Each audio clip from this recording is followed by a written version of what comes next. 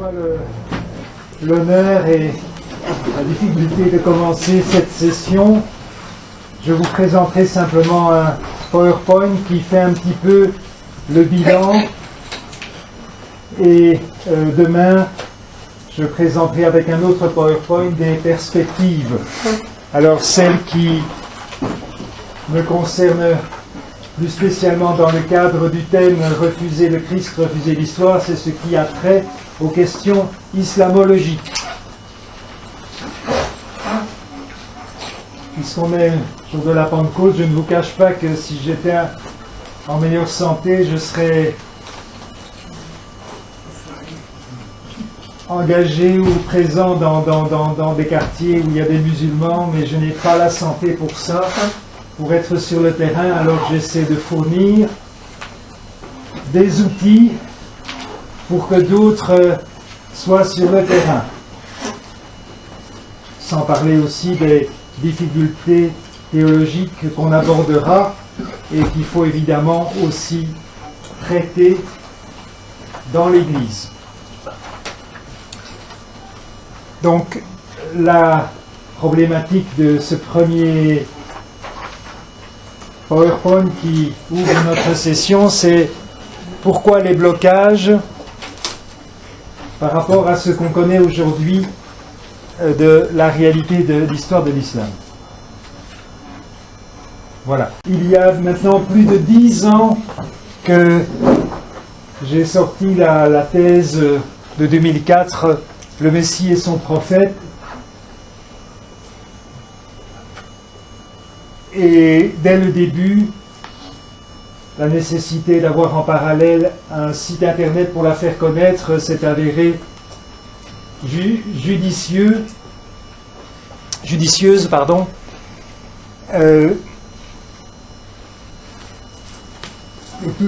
Pourquoi est-ce que j'ai lancé un site internet en parallèle à la parution du livre? Parce que je savais d'avance que les découvertes relatives à la thèse seraient largement bloquées. Alors en 2007,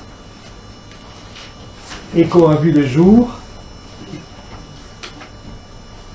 et la raison d'être d'Écho, c'est vraiment l'étude du christianisme des origines, où s'enracine un certain nombre de réponses aux blocages relatifs aux découvertes sur les origines de l'islam. Vous connaissez tous les URL des sites du Messie et son prophète et d'Écho. En 2012, j'ai fait paraître un livre qui s'appelle « Le malentendu islamo-chrétien » pour répondre à la question comment se fait-il que dans l'Église latine occidentale, il y ait de tels blocages, et ces blocages ne datent pas d'hier, en fait, ils sont beaucoup plus anciens qu'on pourrait le penser. Et ils empêchent la compréhension de l'islam. Et enfin, en 2015, grâce à Olaf, ce qui a contribué à débloquer un peu la situation, le grand secret de l'islam est paru, c'est une vulgarisation du travail qui compte, du travail en 2 tomes qui compte quand même 1100 pages et 1659 notes, donc ça c'est pas possible que ce soit lu par tout le monde. Seulement par les spécialistes qui en fait connaissent mon travail depuis longtemps et n'osent pas s'y référer, mais je vois que ça travaille dans leur tête. Les recherches actuelles, je lis ce qui est écrit, vont toutes dans le sens des découvertes publiées en 2005 ou leur sont compatibles, éclairant le dossier sous tel ou tel aspect nouveau. Le problème actuel n'est plus le manque de connaissances disponibles, mais le refus de les admettre. Donc replacer l'islam dans sa réalité historique mène à le regarder comme un post-christianisme. Alors cette notion de post-christianisme est essentielle, on va y revenir largement, la plupart d'entre vous y êtes familiers. Et bien sûr, le relativisme qui est le prêt à penser obligatoire d'aujourd'hui est mis à mal dans cette perspective d'analyse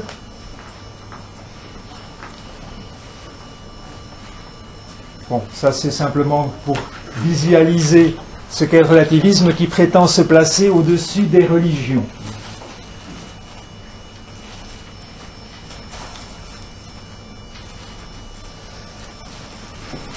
Alors, dans une première partie, nous allons regarder rapidement 4 points. Ce sont des rappels, la plupart d'entre vous n'apprendront pas grand-chose, mais c'est toujours bien de se remettre en mémoire quelques données islamologiques simples et assez largement reçues aujourd'hui, en tout cas dans le milieu des véritables chercheurs, qui rencontrent d'ailleurs souvent les mêmes blocages que moi. Hein. Je ne suis pas une exception à ce point de vue. Donc, on va regarder la langue et l'écriture de l'islam. Ce qui concerne la Mecque, du point de vue des lieux, c'est une cuvette. Ensuite, on peut jeter un coup d'œil, si on a le temps, sur la légende des polythéistes, puisque c'est dans le Coran, puisque c'est l'argument essentiel de la légende des origines de l'islam. Donc Mahomet serait né en milieu polythéiste, et pour le justifier, on fait appel au Coran, puisqu'on n'a rien d'autre. Mais le Coran ne veut peut-être pas dire ça, on va voir. Et alors les lieux historiques de l'Hégire, fondant l'année 1 de l'islam. Langue et écriture du Coran. Alors, je vais prendre un bic.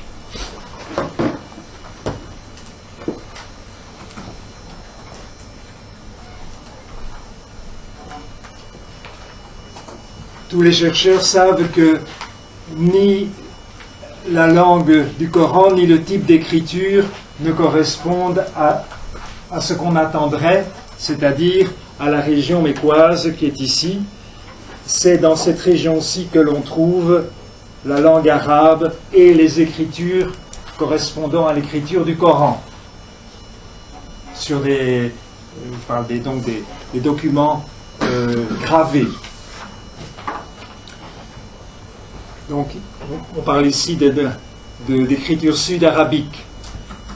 Donc, au nord, c'est ce que, à l'époque romaine, on appelait l'Arabie pétrée. Alors, dommage pour ceux qui sont loin, voici quelques exemples d'écriture arabe ancienne. Enfin, un en tout cas, celui-ci, c'est un linteau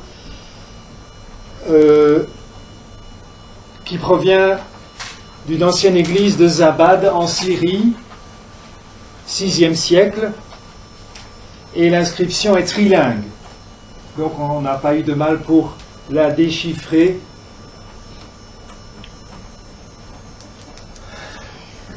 Par comparaison, voici un type d'écriture sud-arabique. Vous voyez que c'est complètement différent de l'écriture arabe à laquelle vous êtes habitués, enfin pour ceux qui ont déjà un petit peu feuilleté un Coran.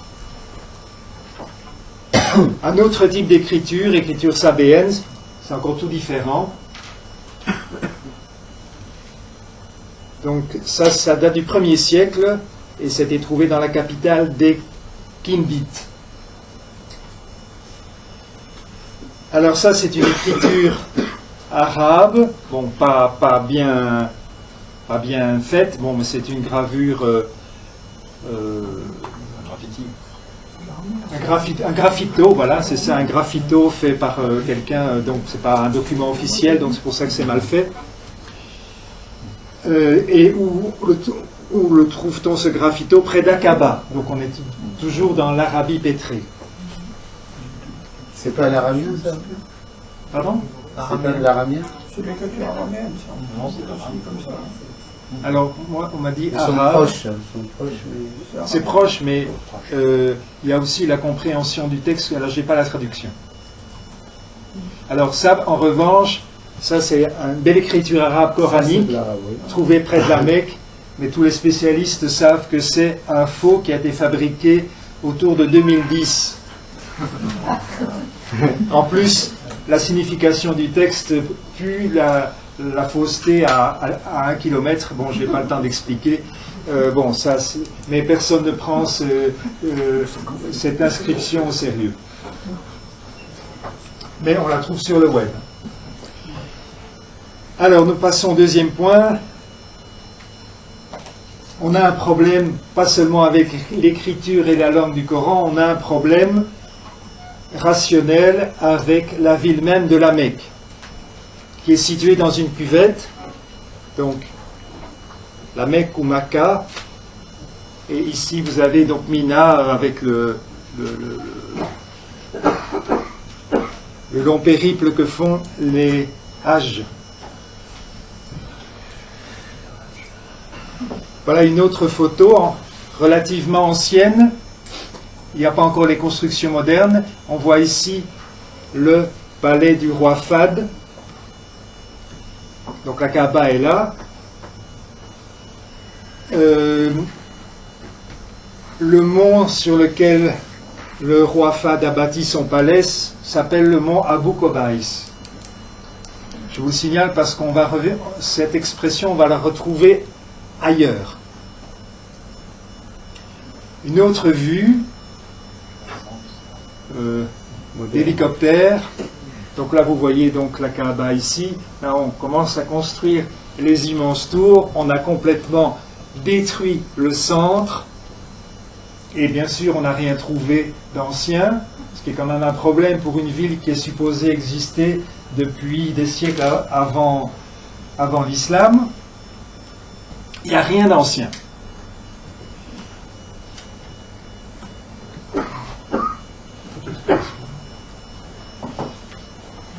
Alors ça, c'est une dia commentée. Bon, je ne vais pas vous donner les détails. Mais ce qui est assez remarquable, c'est cette espèce d'immense tour surmontée par une immense horloge qui vient complètement écraser la Kaaba. Je pense qu'il y a l'idée ou le projet idéologique de maîtriser le temps qui est symbolisé par cette immense horloge qui vient tout dominer. Donc ici, ça c'est encore en chantier. On voit les grues. Vous savez qu'il y en a une qui s'est abattue il y a 2 ans, tuant 200 personnes. Et elle appartenait à l'entreprise Ben Laden. Voilà. Donc remarquez bien que on a ici le centre de la Mecque et autour, on est sur des hauteurs. Voilà, ça c'est simplement un agrandissement des travaux de l'époque. Je ne sais pas si c'est fini maintenant. Bon. Mais le problème est celui-ci. Et ça, rationnellement, ça devrait quand même faire réfléchir tous ceux qui enseignent la légende islamique. Donc il n'y a rien qui pousse à la Mecque, c'est un endroit où on crève de chaud.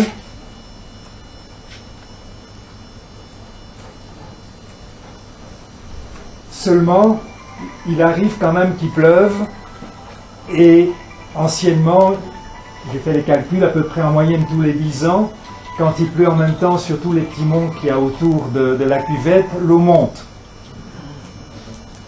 Alors avec l'argent du pétrole, au début du siècle, et avec des ingénieurs occidentaux, les Saoudiens ont fait bâtir d'immenses réserves d'eau souterraine pour stocker l'eau de pluie, mais malgré tout,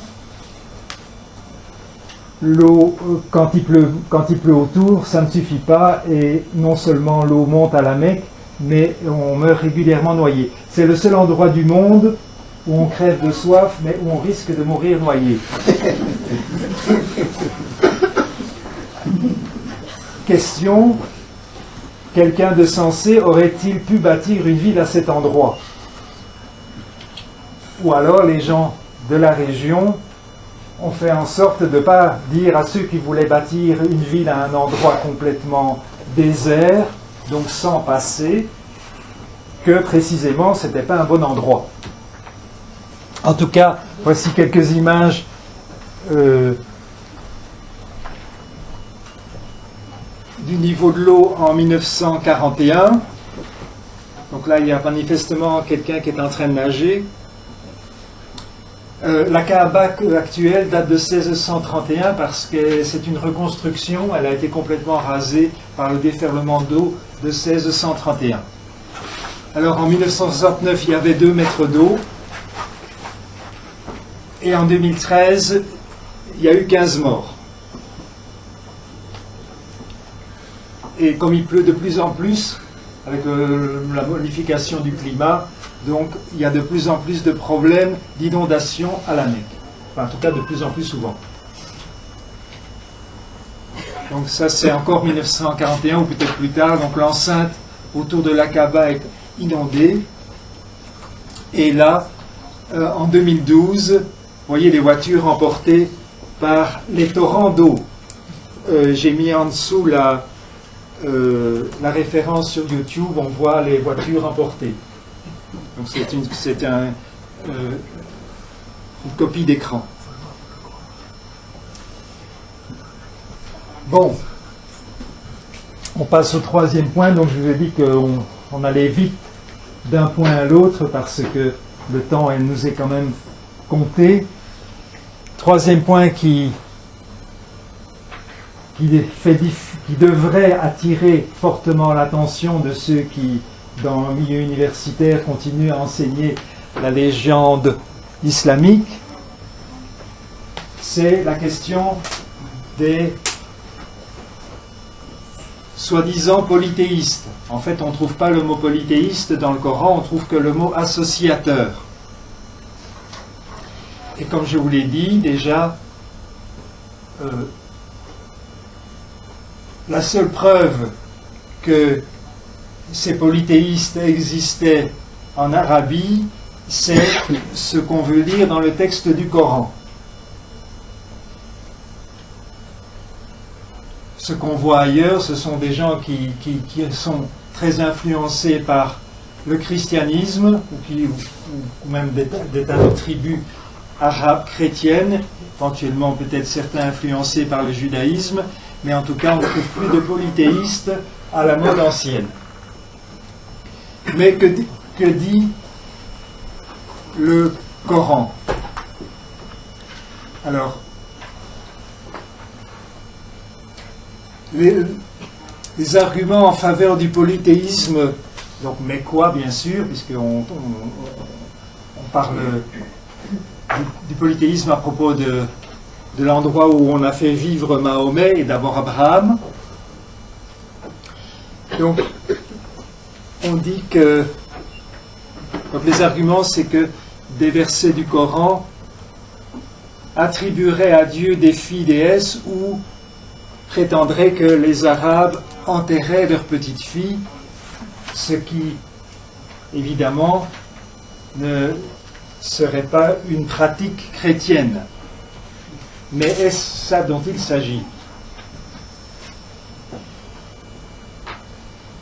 Le verset 59 de la sourate 16 se dit comme suit: le père se cache de la communauté par suite du malheur qu'on lui a annoncé, donc le fait qu'il ait une fille. L'apprendra-t-il malgré l'humiliation ou bien la dissimulera-t-il dans la poussière? Ça, c'est ce que le texte dit littéralement. Il n'est pas question d'enterrer les petites filles.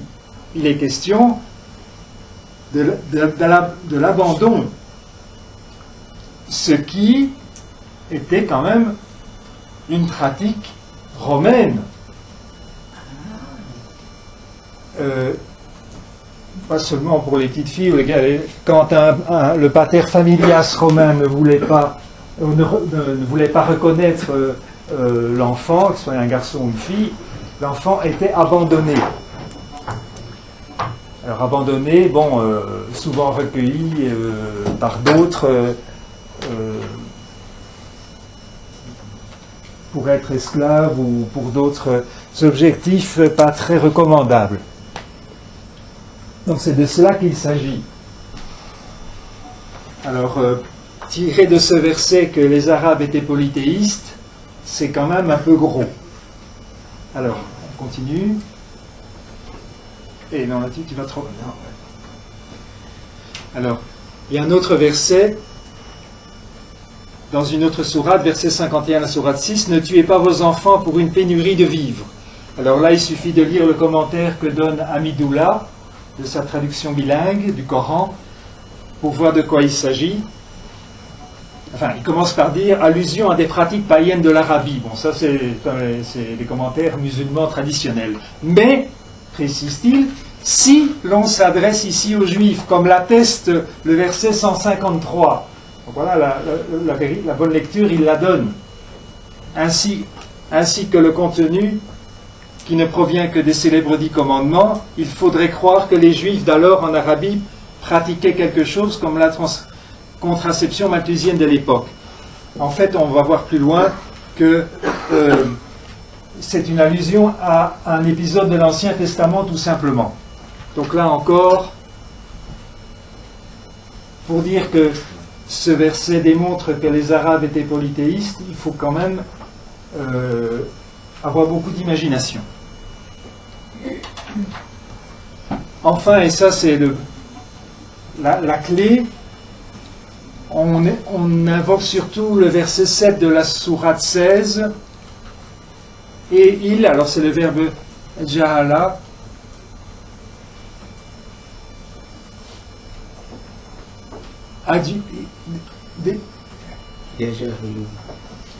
donc il, bon, alors ça veut dire mettre en fait. Bon.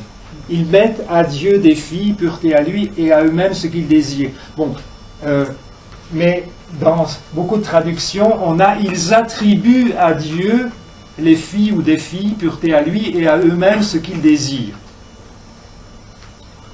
On trouve d'ailleurs un passage un peu semblable dans la sourate 16 déjà citée.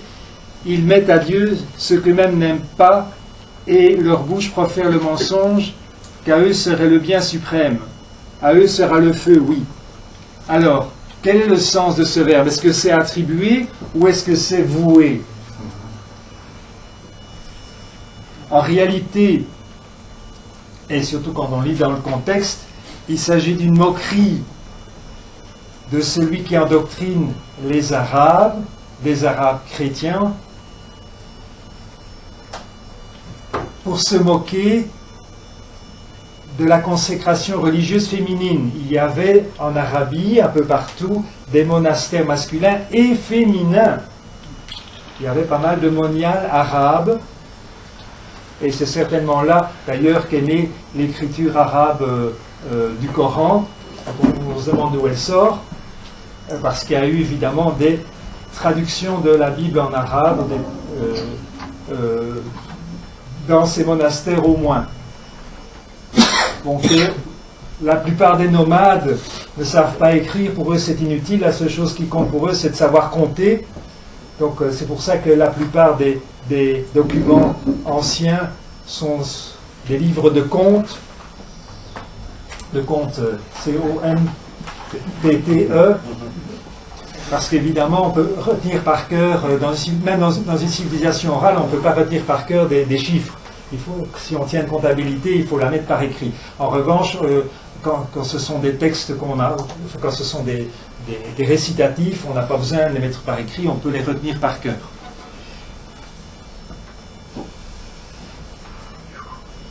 Alors donc, le long passage dont on a vu, auquel faisait allusion à Hamidullah, éclaire définitivement le sens du verbe. C'est un morceau de catéchèse polémiquant contre les usages rabbiniques et rappelant les méfaits criminels des Hébreux infidèles, au temps des juges et des rois. Le but est de faire comprendre aux Arabes chrétiens quels sont les bons juifs et quels sont les mauvais.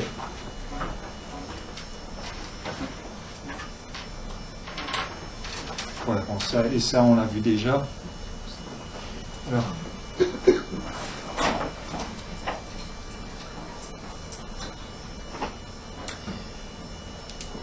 donc, je ne les ai pas mis, il y a des versets du Coran où on voit que les associateurs disent croire en un seul Dieu. Alors, pour des polythéistes, c'est quand même un petit peu ennuyeux. Mais donc, le reproche qui est fait, c'est d'associer à Dieu. Alors, ça, c'est un reproche classique contre la foi chrétienne que l'on trouve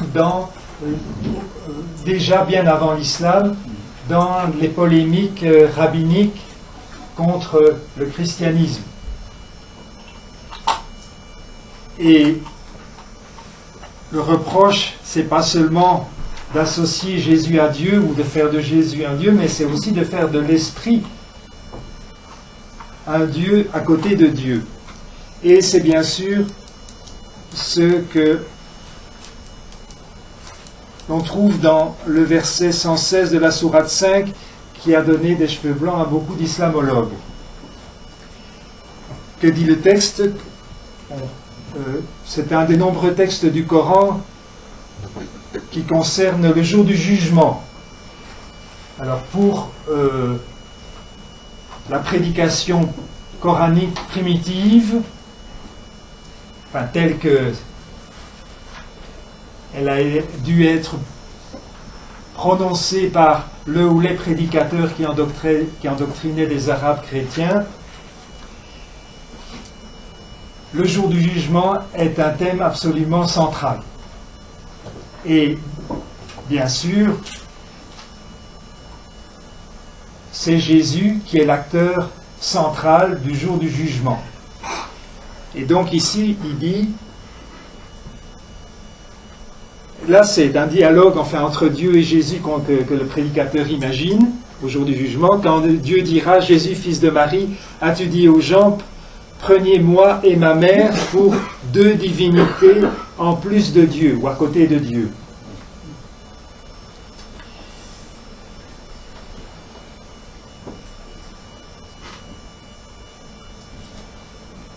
Pendant plus de 150 ans, je dis 150 ans parce que l'islamologie moderne a commencé en gros au milieu du 19e siècle, en milieu juif, austro-hongrois libéral. Donc pendant 150 ans, donc, les islamologues se sont demandé quelle était donc cette secte qui faisait de Marie une divinité à côté de Jésus dans la Trinité. Il y a même des islamologues qui ont inventé une secte des Marianites. Là, on est dans le délire total. J'ai trouvé la clé facilement, mais j'aurais pu la trouver encore plus facilement que ce que j'ai fait. Bon, j'ai trouvé la clé simplement dans les commentaires des auteurs syriaques et araméens anciens du Nouveau Testament.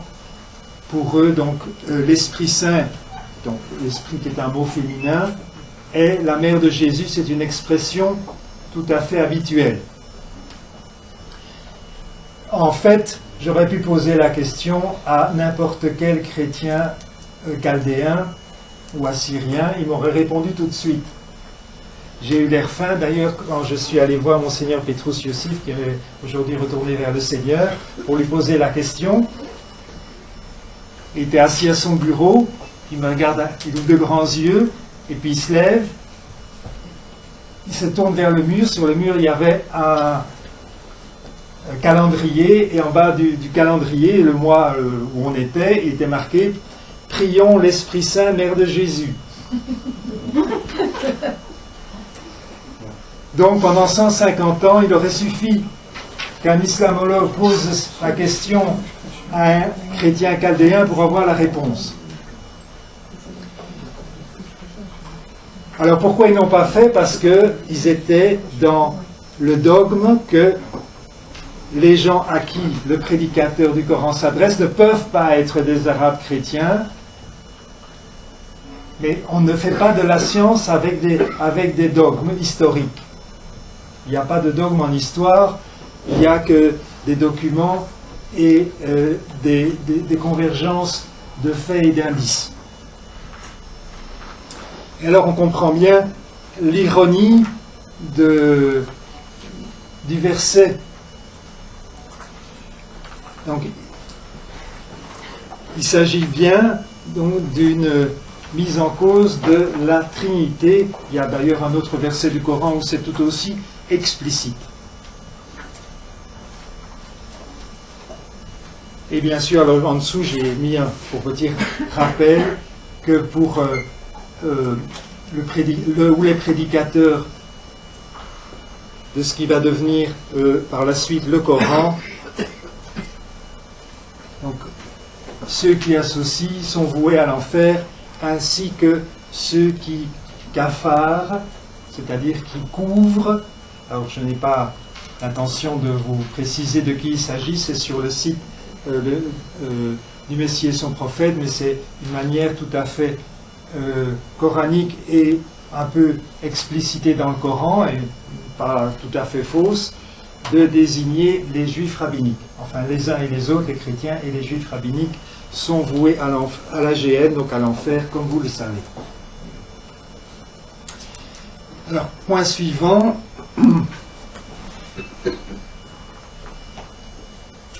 S'il y a lieu de suspecter, et là, aujourd'hui la plupart des chercheurs le font, que l'islam n'est pas né du côté de la Mecque, mais plutôt du côté du nord de l'ère habitée par les Arabes. Donc on a un autre argument.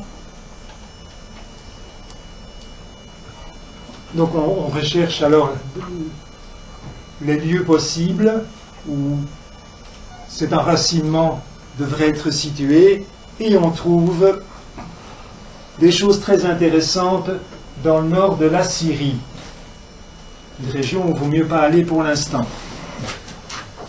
On trouve quoi? On trouve, donc la plupart d'entre vous le savez déjà, une rivière qui s'appelle rivière des Koréchites, donc la tribu de Mahomet. Au bout de la rivière, il y a un endroit qui s'appelle le caravansérail des Koréchites. Bon, évidemment, c'est à l'état de ruine aujourd'hui. Ça se situe là, donc à une petite trentaine de kilomètres du grand port de Laodicée, donc Latakié aujourd'hui. Ce qui est excellent pour organiser des caravanes. Il faut un lieu base arrière pour organiser la caravane. Les chameaux peuvent paître, prendre des réserves de nourriture, et le port est tout prêt pour aller chercher les marchandises. Et puis de là, on part vers l'est. N'oubliez pas que le grand commerce des routes de la soie est d'actualité à ce moment-là. Ça explique aussi d'ailleurs pourquoi dans le Coran il y a des allusions aux fruits de mer et à la nourriture qu'on trouve aux poissons, que les caravaniers, que les Arabes mangent. Les caravaniers du centre de l'Arabie Saoudite ne mangent pas vraiment beaucoup de fruits de mer. Ils ne connaissent même pas. Alors oui, donc ça c'est un agrandissement, donc la rivière des Koréchites, le caravansérail,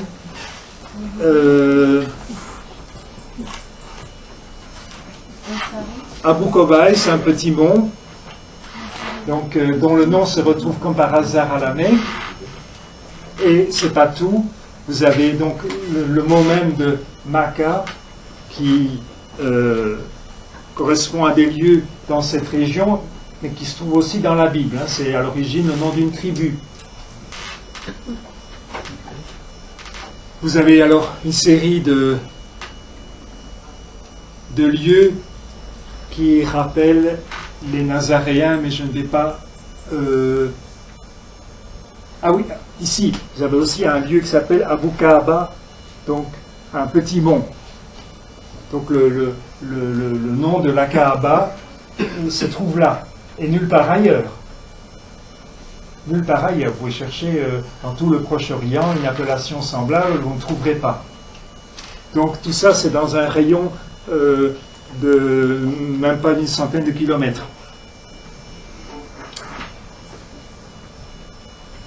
très proche des Koréchites, on trouve comme par hasard des lieux qui ont gardé des appellations juives.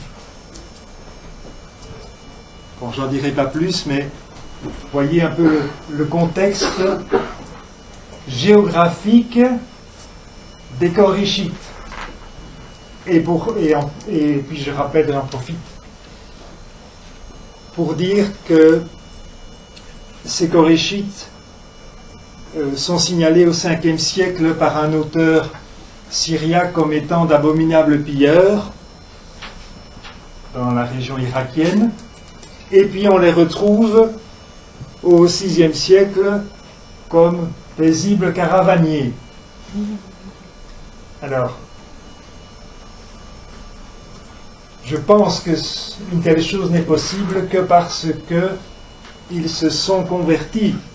Ils sont devenus chrétiens. Bon, certainement pas des chrétiens très très profonds, mais puisque certains d'entre eux vont d'ailleurs être détournés de la vraie foi par la prédication coranique qui est en fait à l'origine judéo-nazaréenne.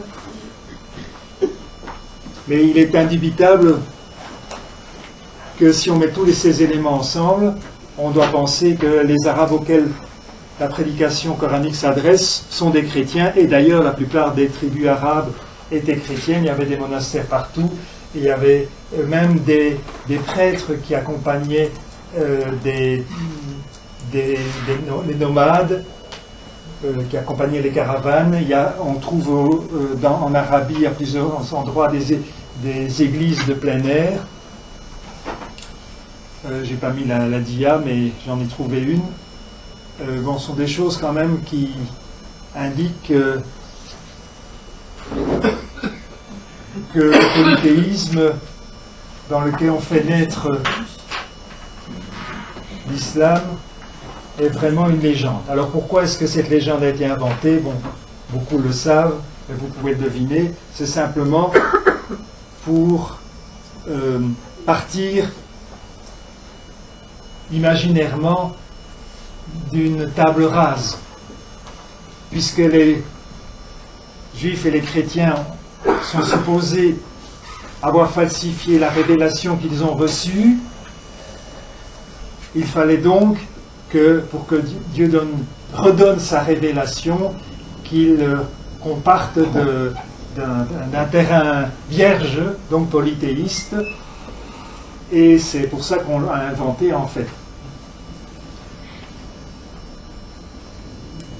Alors, dernier point.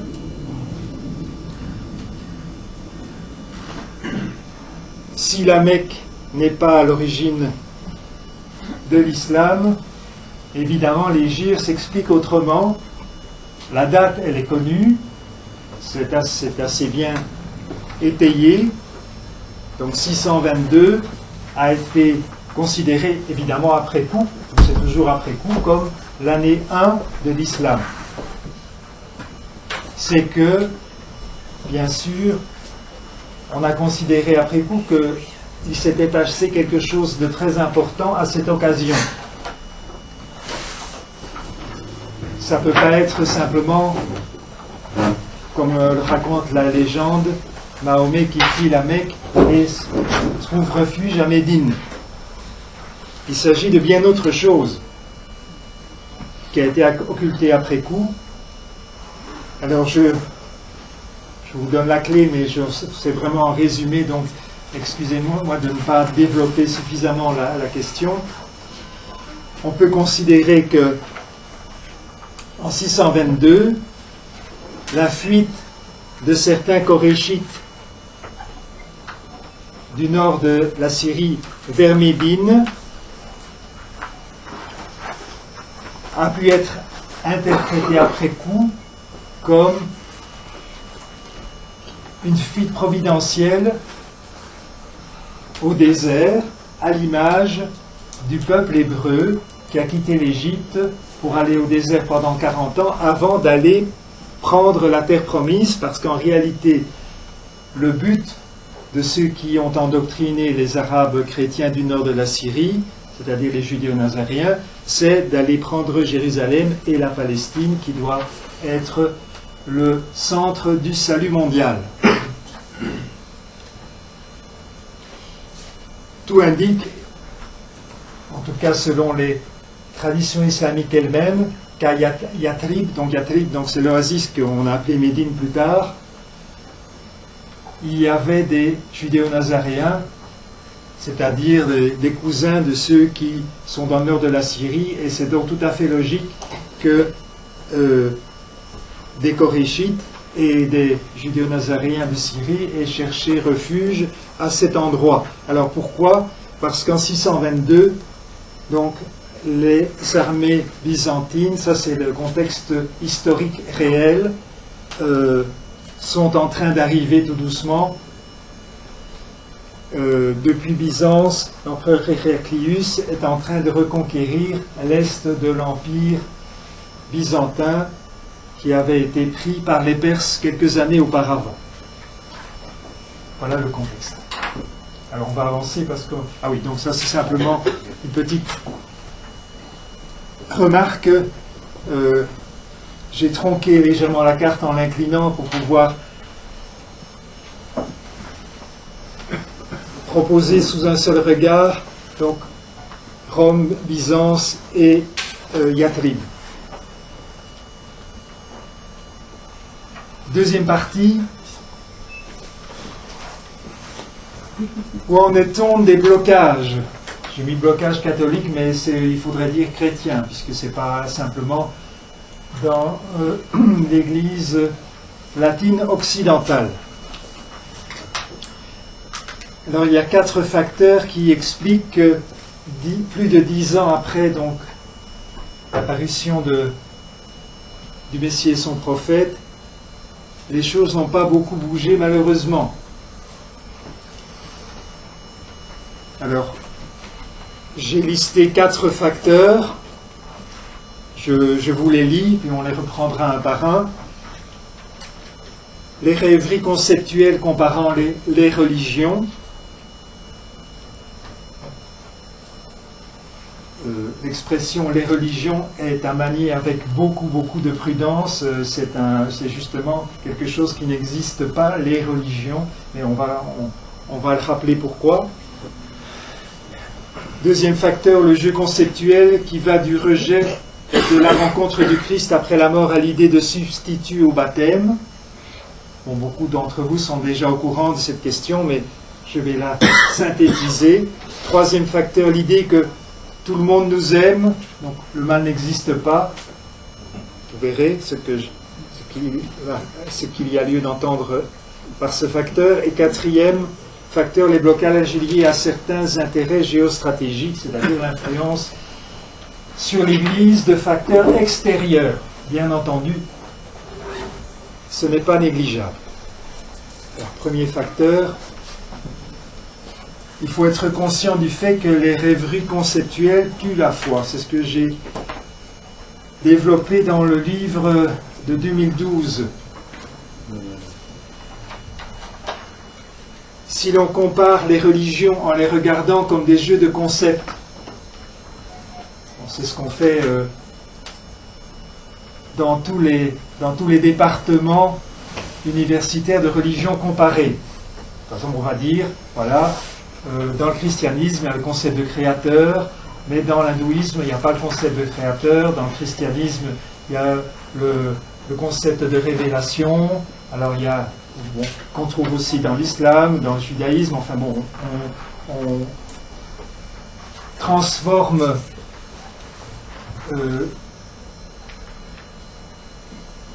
contenu d'une foi en un jeu de concepts, et puis on compare les concepts. Bon, quand on fait comme ça, donc on compare les religions en occultant leur dimension fondamentale historique. Et ça, c'est extrêmement grave. C'est pas scientifique du tout, comme je vais le dire après. En fait, on se positionne de cette manière en rationaliste et finalement en athée. Alors, quand des chrétiens rentrent dans ce genre de jeu, il ne faut pas s'étonner si, après quelques années de réflexion, pour obtenir rien du tout, parce que évidemment on tourne en rond indéfiniment avec ce genre de recherche. Le seul résultat qu'ils obtiennent, c'est de ne plus avoir la foi.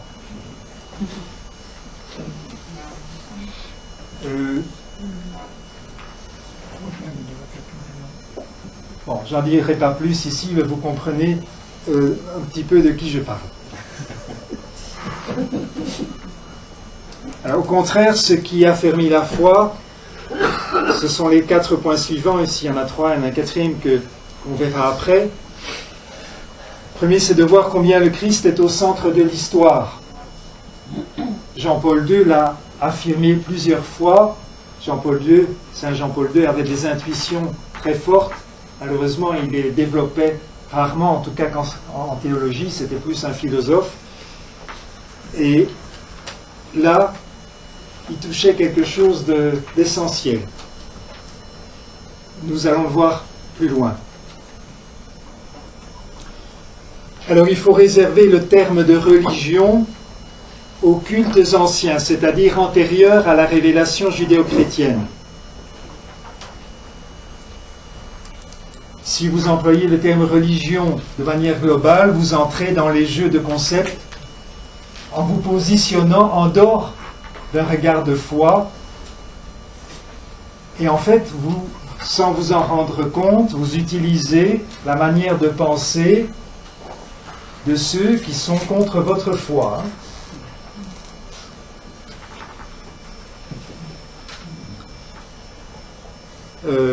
Pour ça,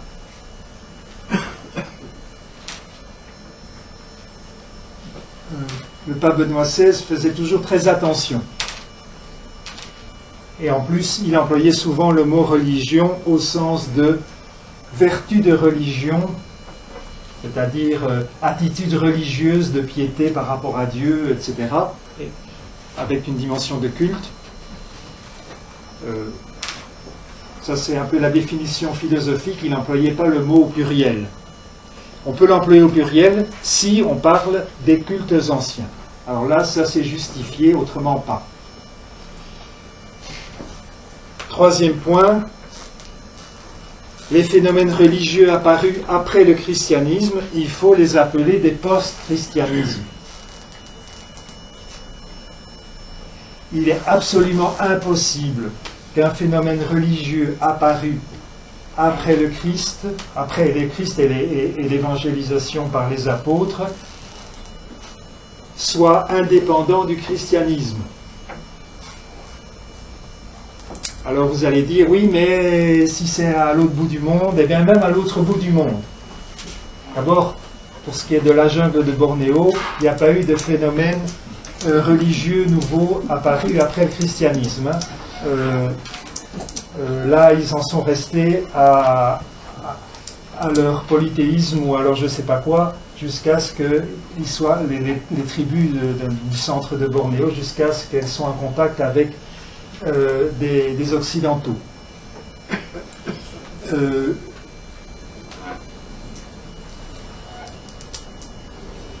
Le monde a été déjà évangélisé au temps des apôtres, en tout cas les grandes civilisations, donc pas les coins perdus de Bornéo ou de la jungle amazonienne.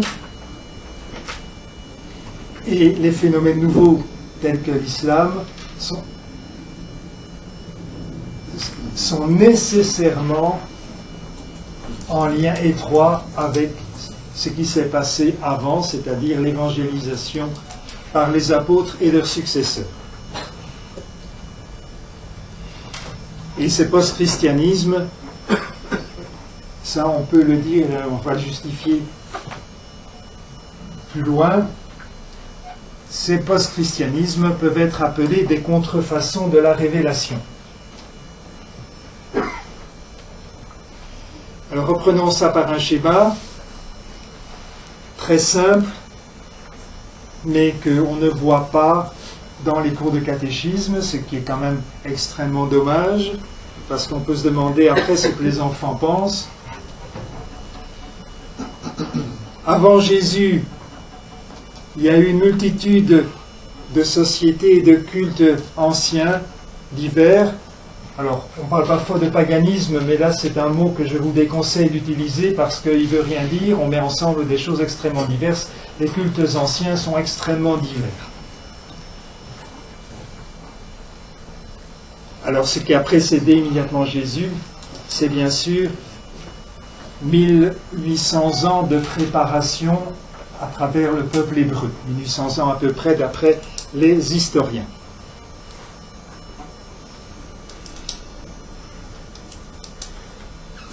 Alors, après la Pentecôte, apparaissent des communautés ecclésiales en Orient et en Occident. Les apôtres en ont fondé jusqu'en Chine. Ça, tous ceux qui connaissent le site d'Écho savent ce qu'il en est pour ce qui est de l'apostolat de l'apôtre saint Thomas en Chine et en Inde. Mais très vite après cette évangélisation apparaissent des imitations de la foi et de la révélation. Bon, ces imitations sont évidemment des contrefaçons, ça ne peut pas être autrement, et c'est ce qui donc définit un phénomène post-chrétien. Il y a un petit texte complémentaire. Aucun chercheur de bonne foi n'a de problème à constater que le monde a changé radicalement au cours du premier siècle de notre ère. Un facteur nouveau explique ce bouleversement, la mise sur le marché à la suite de Jésus et des apôtres d'un produit totalement innovant qui s'appelle le salut. On est passé à un monde nouveau qui est le nôtre, et qui est marqué à la fois par le christianisme, lequel assume tout ce qui est bon dans ce qui lui est antérieur, et par les imitations de la révélation apparues ensuite et qui sapent les valeurs du monde antérieur.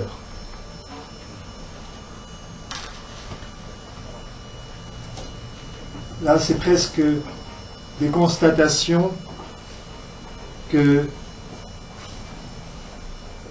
je synthétise dans ces deux phrases. Constatation d'historien. On continue. Si on cherche à analyser ces constatations, et en particulier les post-christianismes, on est amené à les présenter sous deux formes essentielles, avec chacune leurs avatars respectifs.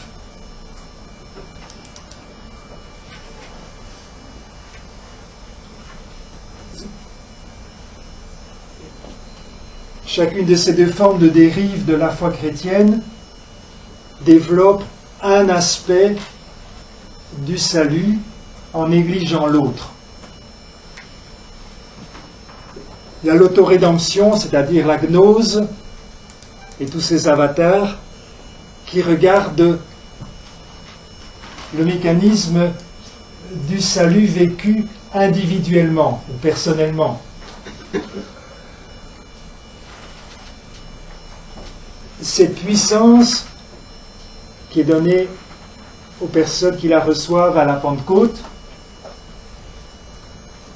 d'aucuns voudraient la posséder sans devoir à quelqu'un d'extérieur, c'est-à-dire à l'Esprit Saint, cette puissance, comme si c'était le développement de quelques potentialités qui existaient en nous. Alors ça, c'est une terrible dérive de la foi chrétienne. Et à l'origine, c'est la question de l'Esprit Saint qui y est centrale. De l'autre côté, ce qui est regardé, et donc c'est contradictoire, c'est pas du tout le salut personnel, ou en tout cas c'est tout à fait accessoire, mais celui du monde. Et alors là, la question de la messianité de Jésus est centrale, puisque la messianité de Jésus, on l'oublie trop parce qu'on est des Occidentaux, est en rapport avec sa royauté et donc avec ce que le monde devrait devenir. Le monde doit être sauvé. Il n'y a pas que l'être humain personnel qui doit être sauvé. La question, c'est que Jésus n'a jamais promis que le monde idéal adviendrait sur la terre simplement parce qu'on appliquerait ses commandements. Il a annoncé quand même des choses assez différentes en Matthieu 24 ou Luc 21. C'est les discours qu'on dit apocalyptiques. Ce qu'il a annoncé, c'est sa venue dans la gloire, et alors les conditions de la vie sur la terre seront changées. Mais auparavant, il nous dit bien, donc, notamment dans l'évangile de selon Saint Jean chapitre 8, que le prince de ce monde, c'est pas lui, c'est Satan. Même si tout le monde est d'accord pour dire que ça devrait être lui. Ce n'est pas pour maintenant. Mais d'aucuns voudraient que ce soit maintenant. Et c'est là que commence la terrible dérive. Avec sa conséquence, l'idée qu'on va sauver le monde. Une idée qui vient du christianisme, qui est absente dans le monde antique, antérieur. Bien sûr, au point de départ, on va dire qu'on va sauver le monde au nom de Jésus. Bon, après, on peut mettre Jésus de côté, sauver le monde au nom de tout ce que vous voulez. Ça, ce sont tous les avatars des messianismes. Donc on va voir pour les différentes données du tableau pour avancer, parce qu'on pourra en parler pendant des heures.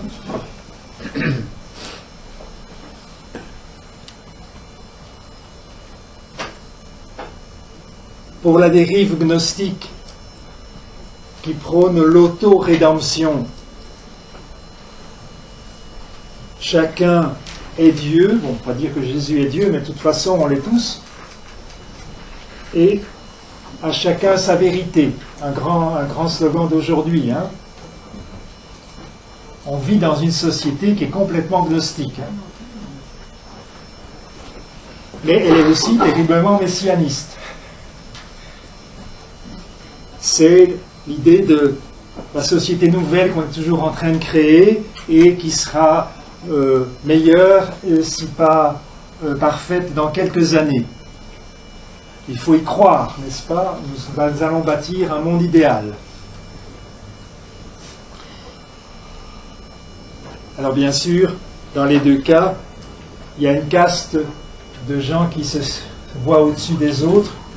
C'est une manière de se positionner au-dessus des autres, soit de manière élitiste et un peu individualiste, soit de manière collectiviste à travers une organisation, un parti ou une Oumma.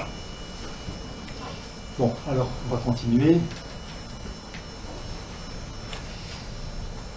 Alors face à ces terribles dérives qui forment le fond de la pensée de notre monde, et pas seulement notre monde occidental malheureusement, du monde entier, sous des formes diverses. Donc le quatrième point,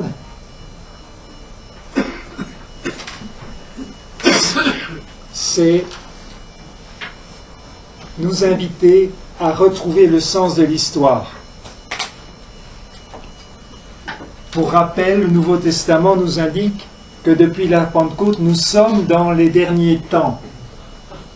Donc tous ceux qui prétendent apporter quelque chose de nouveau, ça devrait nous faire rigoler. On ne devrait même pas y croire.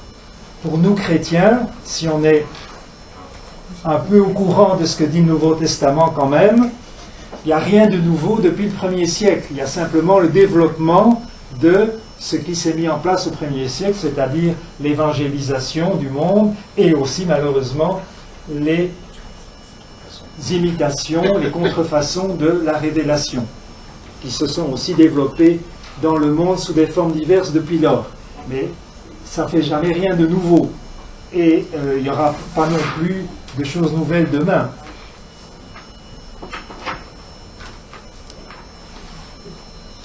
La seule chose nouvelle que le Nouveau Testament annonce, ce sont les temps ultimes, c'est-à-dire les derniers temps des derniers temps. Bon, et là on comprend pourquoi, parce que ça c'est dans les discours apocalyptiques de Jésus et dans les autres passages du Nouveau Testament. Bon, il se passera des choses très particulières vers la fin du temps actuel. Mais ce n'est pas quelque chose de réellement nouveau.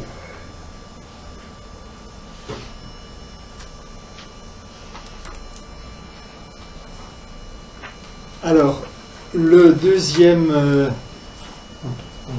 troisième, je ne sais plus. Le deuxième point la deuxième raison du blocage, donc en milieu chrétien, c'est l'idée des substituts au baptême pour le salut des non-baptisés. Alors c'est quelque chose à quoi on ne peut pas adhérer. Même si il y a eu toute une théologie très très notionnelle et abstraite qui a développé cette idée et qui marque encore beaucoup de membres du clergé aujourd'hui, mais aussi dans le monde protestant, en tout cas dans certains milieux. Le problème c'est quoi? Bon, il est développé sur le site d'Echo notamment dans l'article qui s'appelle « Le billet pour le ciel et le contrôleur miséricordieux ». Bon, il s'agit d'un pur jeu de logique conceptuelle. Alors je le résume parce qu'on n'a pas le temps de le développer, mais on part de l'idée, a priori, qu'il ne se passe rien dans le mystère de la mort, donc il n'y a pas de rencontre du Christ après la mort.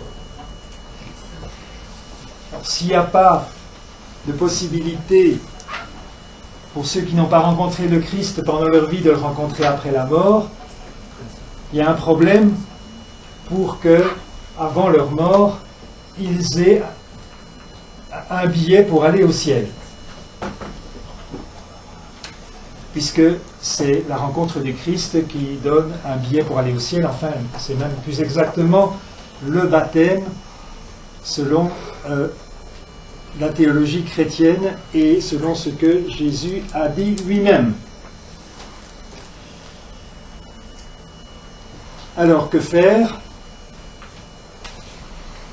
Puisqu'on ne peut pas envoyer tous les non-baptisés en enfer, on va inventer, donc on est dans des jeux conceptuels, on va inventer des substituts, des ersatz, si vous voulez, de baptême qui fourniront le billet nécessaire que donc le non-baptisé pourra avoir en poche quand il mourra.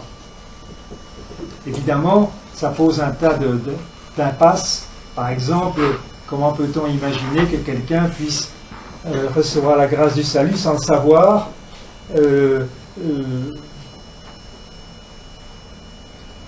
Bon.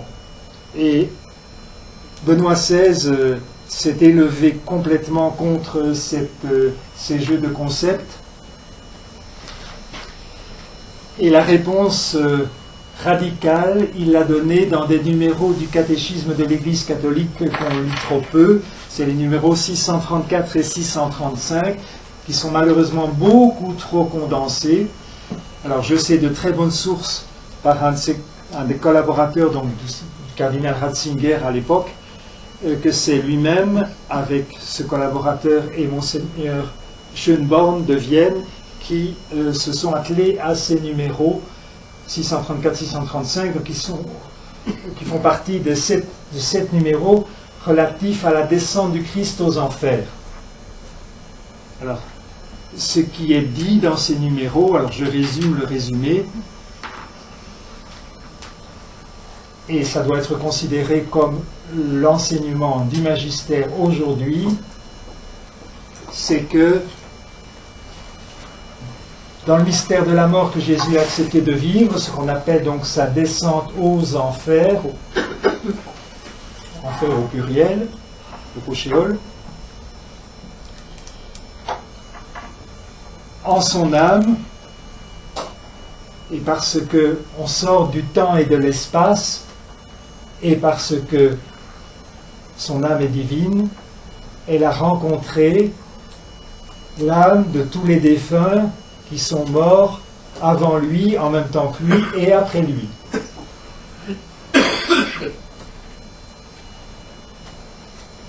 Donc je vous renvoie au numéro 634 et 635. Ça fait problème aujourd'hui. Pourquoi ?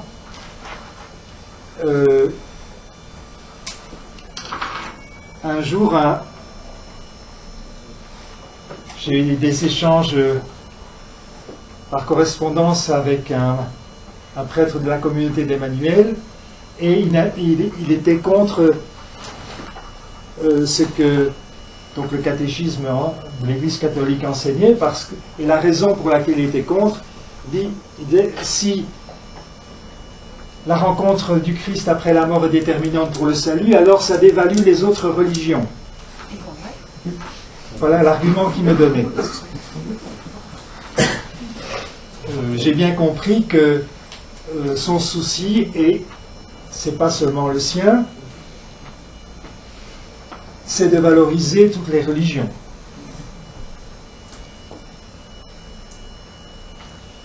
C'est peut-être pas exactement ce que le Nouveau Testament nous dit.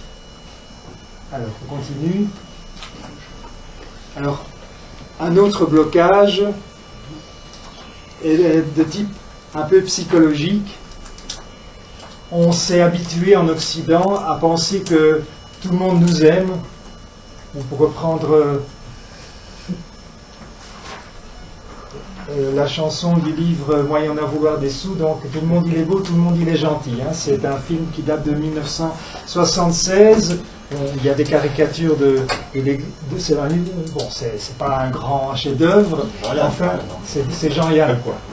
On y trouve une caricature de l'église progressiste qui est quand même prémonitoire. On trouve aussi d'autres, c'est un film aussi qui caricature un peu beaucoup de gens. On n'en est pas encore sorti. Alors c'est confortable, mais c'est une illusion. Et en fait, c'est surtout sur le mal qu'on s'illusionne, et on dit qu'il n'existe pas, et on dit que le bien est partout. Là, ça c'est vraiment typique de la pensée gnostique. Et c'est la raison pour laquelle on va tout faire pour passer les persécutions des chrétiens sous silence. Alors, ça a été le cas pendant la période des persécutions communistes. Et là, je peux en témoigner puisque je faisais partie, dans ma prime jeunesse, d'une association qui vient en aide aux chrétiens persécutés. À l'époque, c'était dans les pays communistes, puisqu'il n'y avait quasiment pas de persécution dans les pays arabo-musulmans. Je parle d'avant 1980. Les persécutions dans les pays arabo-musulmans ont vraiment repris à partir de 79, 80, 81, et ça n'a fait qu'empirer depuis. Et j'ai déjà remarqué avec une immense tristesse à cette époque-là qu'il était vraiment malvenu de parler des martyrs chrétiens. Et ça n'a pas changé.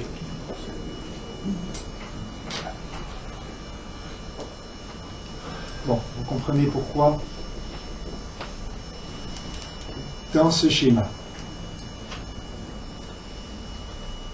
En fait, il n'y a pas seulement une attitude psychologique derrière, il y a une espèce de pseudo-espérance laïciste qui consiste à penser que, de même qu'il y a 50 ans, on imaginait que le communisme allait s'humaniser et devenir l'avenir radieux de l'humanité, on veut absolument penser aujourd'hui que l'islam va se laïciser et devenir, j'allais dire, humano-compatible.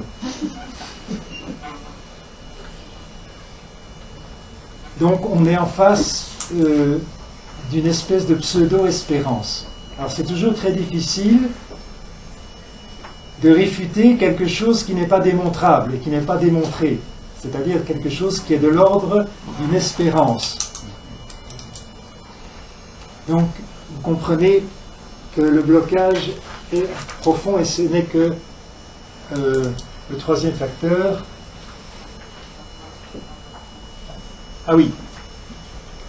Et pour vous dire que il est présent dans certaines parties du clergé, malheureusement, depuis longtemps. Je vous cite une des maximes favorites de feu le cardinal Léonce Joseph Sunens, donc, qui a joué un grand rôle au Concile, une maxime qui a été reprise d'ailleurs par le cardinal Danels, qui lui est toujours bien vivant et malheureusement très actif. Je lis « Heureux ceux qui osent rêver et qui sont prêts à payer le prix qu'il faut pour réaliser leurs rêves. » Voilà la maxime d'un grand cardinal. Bon, évidemment, Staline aurait pu dire la même chose, Mao Tse-tung aussi, lui-même Hitler. Il y a un problème. Alors, le problème, c'est quoi? C'est que la foi chrétienne n'est pas un rêve idéologique. Elle est ancrée dans l'histoire et dans la connaissance du sens de celle-ci. Ou alors elle se transforme en utopie.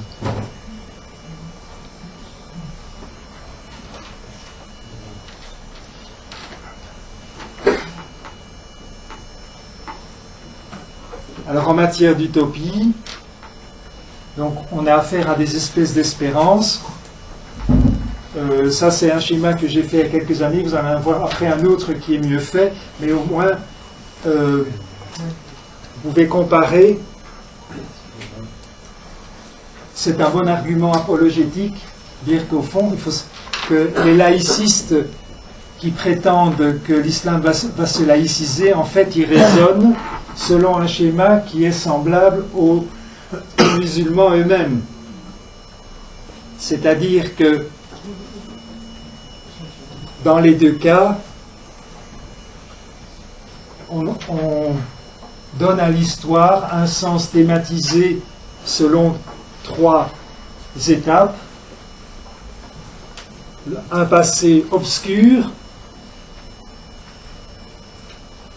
un moment de l'histoire où le salut arrive, et l'aujourd'hui où on est dans l'accomplissement du salut. Évidemment, mais ça ce sera pour demain, vous comprenez bien que c'est typiquement une contrefaçon de la révélation chrétienne. Alors, dans l'islam, on parle aussi d'obscurantisme. Alors, le mot, c'est jahiliya, qui a été mis dans le Coran d'ailleurs, et qui peut se traduire par ignorantisme. Donc, le fait d'être ignorant, c'est ainsi que le monde avant Mahomet est caractérisé. Donc c'est dans ce monde de l'ignorantisme, il ne peut rien y avoir de bon, c'est pour ça qu'il faut tout détruire. Donc la lumière est arrivée avec Mahomet, comme pour le laïcisme, la lumière est arrivée avec les lumières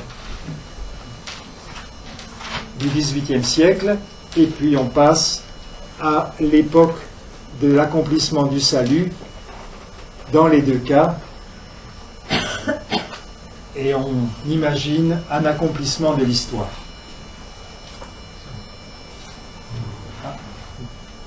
Une autre manière plus juste de thématiser ce que je viens de vous dire sont ces deux schémas. Au-dessus est représentée donc la doctrine islamique majoritaire, c'est-à-dire sunnite, et en dessous le schéma d'histoire selon le rationalisme ou le laïcisme. Bon, là c'est trop petit pour que vous puissiez voir de loin, donc je ne vais pas commenter, mais c'est simplement la reprise de ce que j'ai dit précédemment en plus développé. Seulement comme ça prend plus de place, les caractères sont plus petits. Enfin, dernier facteur qui explique donc les blocages dans les milieux ecclésiastiques ou chrétiens en général, c'est les influences extérieures. Ça, vous pouviez vous en douter par vous-même. Et ces influences extérieures sont liées à certains intérêts géostratégiques. N'oublions jamais aussi l'importance du contrôle de l'Église. C'est 1,8 milliard de personnes au moins.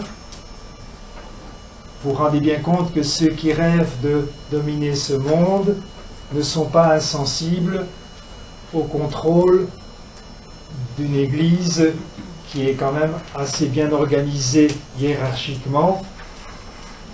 Dans le passé, et on peut dire certainement aussi dans le présent, certains groupes, comme le Parti communiste ou la franc-maçonnerie, il y a des témoignages, ont envoyé dans les séminaires des jeunes pour devenir prêtres. Et pour, autant que possible, bien sûr, occuper des places importantes par la suite. Bon. C'est bon à savoir, c'est pas nécessaire d'en rêver la nuit, ce sont des choses qui sont tout à fait compréhensibles et même prévisibles à partir du moment où Jésus a mis sur le marché la perspective du salut, donc est un produit totalement innovant qui crée lui-même sa propre demande. Il est évident qu'il y a d'autres personnes que les disciples des apôtres qui ont voulu s'approprier un tel produit. C'est comme aujourd'hui, quand il y a un produit qui marche, il y a tout de suite des contrefaçons. Donc, simplement, il faut en être bien conscient et ne pas se laisser prendre par toutes les contrefaçons qui détruisent la foi de l'Église et détournent les chrétiens de ce que les apôtres ont transmis. Voilà, c'est la fin de cette première partie. Je vous remercie.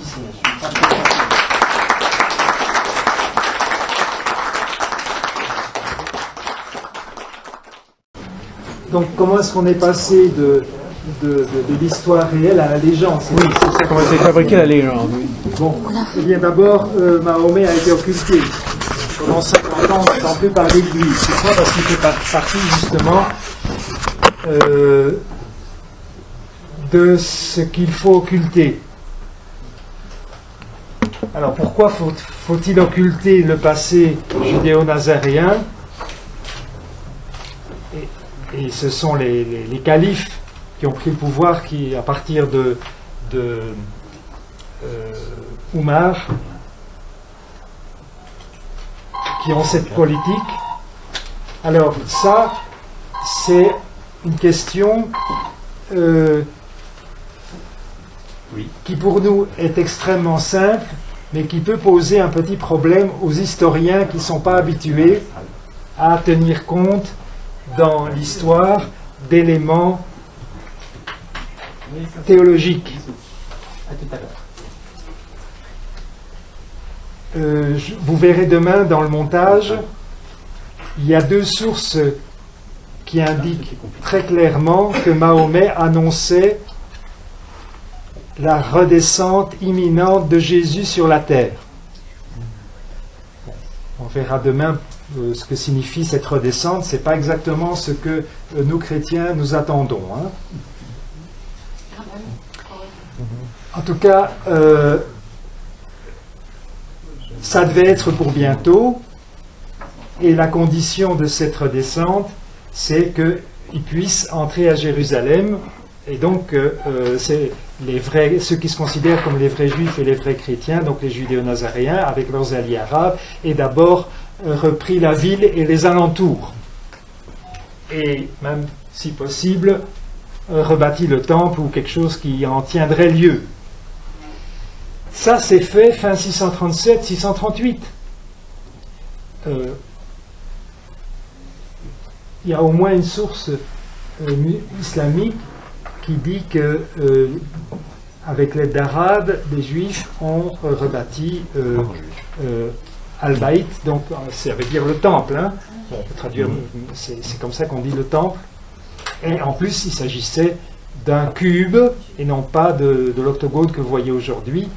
Un cube, donc, à la manière du Saint des Saints et de l'image idéale du temple. Vous n'avez qu'à regarder dans l'Apocalypse, la Jérusalem céleste, c'est un cube, hein, comme par hasard.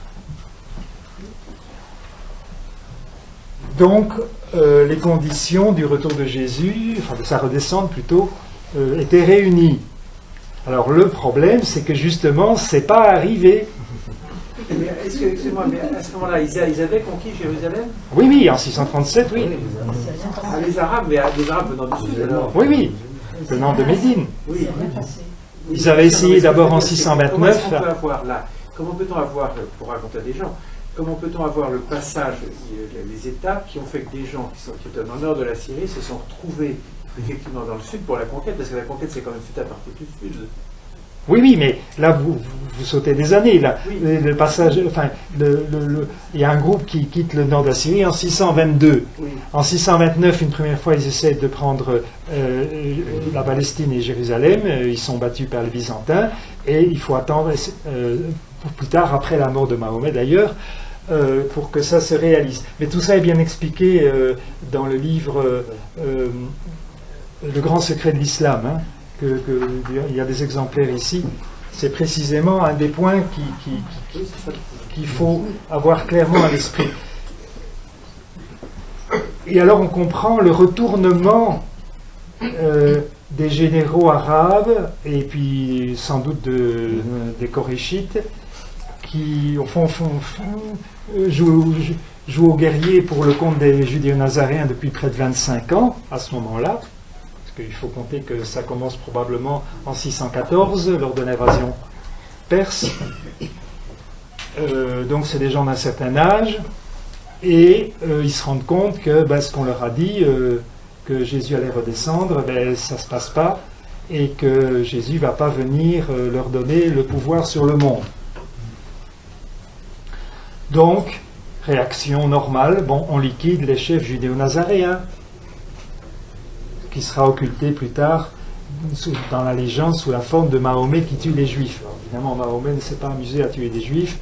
D'abord, il n'en avait pas le pouvoir, et puis les Judéo-Nazaréens et les Arabes avaient trop besoin de leur passivité pour aller prendre Jérusalem. Mais on met sur le compte de Mahomet cette histoire de tuerie, comme beaucoup d'autres choses.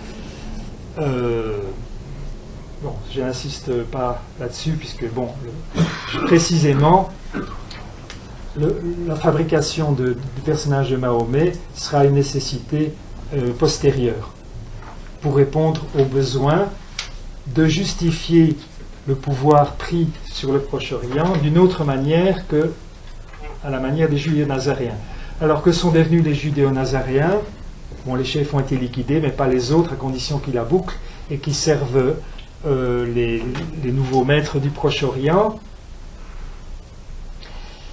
D'après le père Azi, et c'est ce que j'avais pensé de mon côté aussi, les descendants de ces Judéo-Nazaréens, donc qui ont été méprisés pendant des siècles et qui se sont écrasés et qui ont une doctrine cachée, jusqu'à aujourd'hui, leurs descendants seraient les Alaouites. Donc, vous comprenez aussi un peu ce qui se passe aujourd'hui. Enfin, ça éclaire pas mal de choses. Donc, mais tout ça est expliqué dans le livre de l'Arc.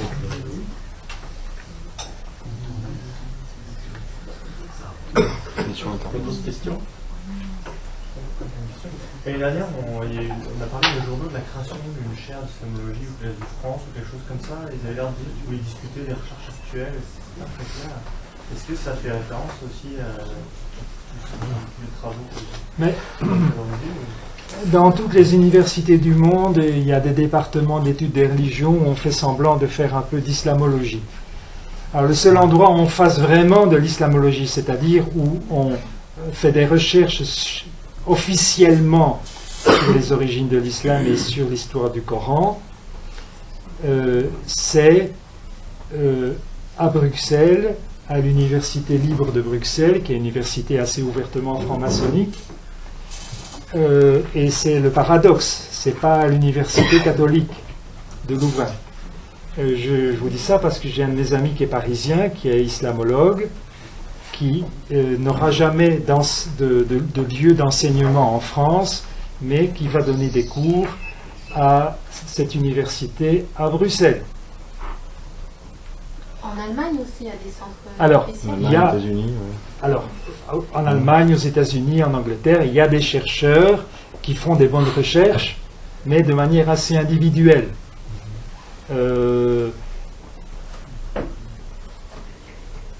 Là, je viens de lire un article de Carlos Segovia, qui est, je ne sais plus dans quelle université espagnole, où il dit, sans trop s'avancer, simplement en étudiant une formule textuelle relative à l'histoire d'Abra et du Yémen, que peut-être ça pourrait se rapporter plus à la Syrie du Nord que à l'Arabie du Sud. Mais il ne peut pas dire plus, parce que si il est trop affirmatif, il risque d'être expulsé, tout simplement, comme le professeur Robert Kerr, qui enseignait à l'université d'Ontario. Laurier s'appelle l'université. Ah, l'université Laurier, oui, de Ontario, c'est ça? De l'Ontario. Au Canada. Donc il doit faire très attention.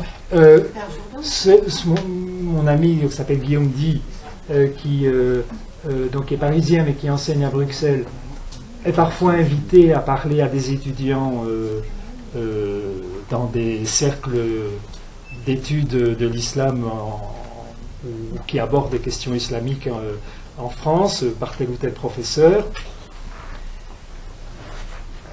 Alors le professeur lui donne la parole, comme ça le professeur peut dire « Ah, mais c'est pas moi qui ai dit ça ». On en est là aujourd'hui, hein.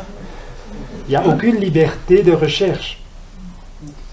Ce qui est d'ailleurs normal, parce que l'Arabie Saoudite déverse des millions dans toutes les universités pour avoir des chaires d'islamologie avec des gens à sa dévotion. Et on n'est pas dans un monde où les gens sont insensibles à l'argent. Hein. Merci à Nicolas. Oui, je vais faire une petite remarque sur ce problème-là, pour que vous compreniez comment ça fonctionne au niveau scientifique. Dans une discipline, tant qu'on n'a pas fait ce qu'on appelle la lecture principale d'un grand congrès majeur de la discipline, et qu'on n'a pas donné à quelqu'un qui annonce une découverte majeure, ce point d'avancée est considéré comme peu sûr. Donc les gens qui reviennent de ces congrès, qui réunissent tous les spécialistes, n'auront jamais un contrat d'aide, parce qu'ils sont contraires au fait que les publications précédentes, les lectures précédentes ne mettaient pas en place ce problème. Donc ça, il faut savoir que c'est un élément essentiel du système d'organisation de la science mondiale. Hein, c'est partout, dans toutes les universités, c'est comme ça.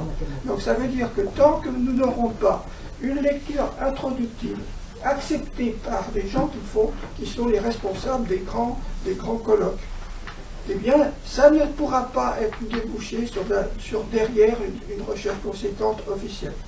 Et nous sommes dans cette position-là sur un certain nombre de problèmes. Je vous signale que dans sciences dures, il y a un certain nombre de problèmes qui sont de ce type-là, qu'on connaît comme étant des probables au niveau de la science. Et je vous en donne une, par exemple dans le monde quantique, qui n'est pas négligeable, qui est l'organisation de l'ensemble des particules il y a plusieurs voies de recherche. Il y en a une qui est probable. Elle n'est pas en ce moment, elle n'a jamais eu jusqu'à présent une conférence majeure d'introduction. Elle ne peut pas être financée. Or, elle est probablement la bonne solution. Voilà. Donc c'est un problème général, c'est en fait une espèce de mimisme de protection, tout le monde tire le parapluie et cherche d'avoir un grand nom qui va être le porteur du parapluie, mais ceux qui le choisissent comme porteur du parapluie ont aussi peur. Donc il y a ce jeu-là qui fait que vous sachiez que la science est très fragile pour admettre une nouveauté. Oui, ça c'est encore un autre blocage. Ça c'est propre au monde académique que je connais pas très bien, mais merci Pierre d'apporter cet éclairage. Père Gallet, je me souviens dans votre thèse, j'avais lu un argument assez simple et très convaincant dû à l'archéologie. C'était dans quelle direction on se prosterne pour la prière. Ah oui. Mais c'est très convaincant. Et oui, ça fait partie des nombreux indices. L'historien procède par convergence d'indices. Il ne peut pas faire autrement. Et ça, c'est un indice évidemment très fort, c'est-à-dire que non seulement les musulmans ne se tournaient pas vers la Mecque au début, mais il y a eu toute une période de flottement pendant laquelle, après s'être tournés vers Jérusalem, certainement comme les Juifs, comme les Judéo-Nazaréens donc, ils se sont tournés vers quelque part dedans de la Syrie et puis finalement vers la Mecque, une fois que justement